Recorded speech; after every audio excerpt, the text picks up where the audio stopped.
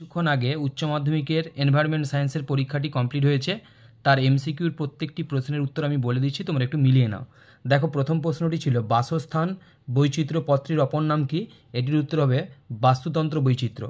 দুইয়ের দাগে রয়েছে কেওলাদেও জাতীয় উদ্যান কোন রাজ্যে অবস্থিত? এটি হবে রাজস্থান।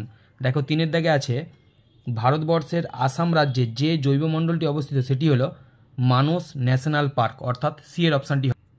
এরপর দেখো, চারের দাগে রয়েছে মেঘালয় রাজ্যের তুরা পাহাড়ে যে আদিমতম লেবু জাতীয় উদ্ভিদ পাওয়া যায় সেটি হলো বি এর অপশানটি হবে সাইট্রাস ইন্ডিকা।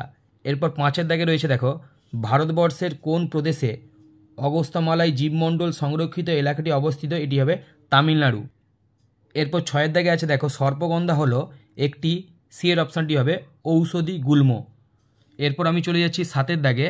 দেখো, সাতের দাগে রয়েছে বীজ ভাণ্ডার নির্মাণের উদ্দেশ্য হলো, এর অপশানটি হবে বি এর দাগ বিপন্ন প্রজাতি সংরক্ষণ। তারপরের দাগের প্রশ্ন আছে দেখো, যে প্রজাতিটির লুপ্ত হওয়ার আশঙ্কা আছে এবং বিপন্ন হওয়ার কারণগুলি যদি কার্যকর থাকে তবে পুনরুদ্ধার হওয়ার সম্ভাবনা কম থাকে সেটি হলো বা তাকে বলে বিপন্ন প্রজাতি। এরপর দেখো, নয়ের দাগে রয়েছে ভারতে জৈব বৈচিত্র্যের মধ্য থেকে ধর্মীয় গুরুত্ব আছে এমন একটি উদ্ভিদ হলো, এটি হবে জবা। এরপর দেখো, দশের দাগে আছে ন্যাশনাল কমিটি অন এনভায়রনমেন্টাল প্ল্যানিংয়ের দায়িত্ব হলো, এটির উত্তর হবে ডি এর অপশানটি এদের সবকটি। এরপর দেখো, 11 দাগে আছে বসতি এলাকায় শ্বসন বায়ুতে ধূলিকণার বাৎসরিক গড় ঘনত্বের সর্বাধিক অনুমোদিত মাত্রা হলো 80 মাইক্রোগ্রাম পার ঘনমিটার। এরপর দেখো, এই কোশ্চেনটা সোজা ছিল। দেখো, পানীয় জলে পিএইচের অনুমোদিত মাত্রা হলো 6.5 থেকে 8.5, অর্থাৎ এরপর দেখো, পরিবেশ ব্যবস্থাপনার তিনটি নির্দিষ্ট দিক হলো অর্থনৈতিক দিক, প্রযুক্তিগত দিক আর একটা হবে সামাজিক দিক, অর্থাৎ ডি এর অপশানটি হবে।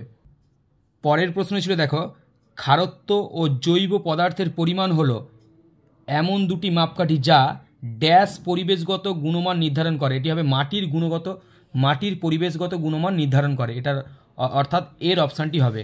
এরপর দেখো, 15 দাগে ছিল সুস্থায়ী উন্নয়নের প্রধান তিনটি উদ্দেশ্য হলো, সি এর অপশানটি হবে সামাজিক, অর্থনৈতিক এবং বাস্তুতান্ত্রিক উন্নয়ন। এরপর দেখো, 16 দাগের কোশ্চেনটি ছিল কয়লা, খনিজ তেল, প্রাকৃতিক গ্যাস ও পারমাণবিক জ্বালানি একবার ব্যবহারের ফলে শেষ হয়ে যায়, অর্থাৎ এর অপশানটি হবে। তারপরে দেখো, পরের কোশ্চেনটি ছিল উদ্ভিদ সালোক সংশ্লেষের জন্য গ্রহণ করে সূর্যকিরণ। পরের দাগের প্রশ্ন ছিল দেখো, অধিক চাহিদা সম্পন্ন একই ফসল বারবার চাষ করলে জমির উর্বরতা কমে, অর্থাৎ বি এর অপশানটি হবে।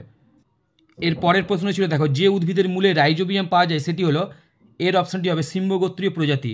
তারপরে 20 দাগে ছিল দেখো, নীল শিশু সিন্ড্রোম ও রোগটির কারণ হলো অতিরিক্ত মাত্রায় নাইট্রোজেন, অর্থাৎ ডি এর অপশানটি হবে।